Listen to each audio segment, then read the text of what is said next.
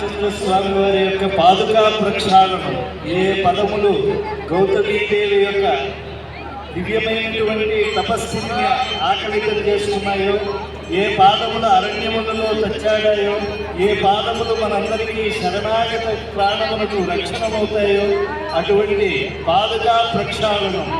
బ్రహ్మ కడిగిన పాదము, బ్రహ్మము తానే ఈ పాదము అంటారు. ఆ పాదములను ప్రక్షాళనం చేసి ఆనాడు జనక మహారాజు చదువుకున్నారు. ఈ దేవుని పెళ్లికి మనం అందరం పెద్దలమే కనుక మనందరికీ ఈనాడు ఆ పాదుకా ప్రక్షాళన ఫలం లభించాలి అని ప్రార్థన చేద్దాం. రేఖా నయధ్వజ సుధా కలశాతపత్ర వజ్రాంకుశాంబుర కల్పక శంఖచక్రీ భవ్యై అలంకృతలో పరతత్వ చిహ్నై. భగవంతుని పాదములు అంటే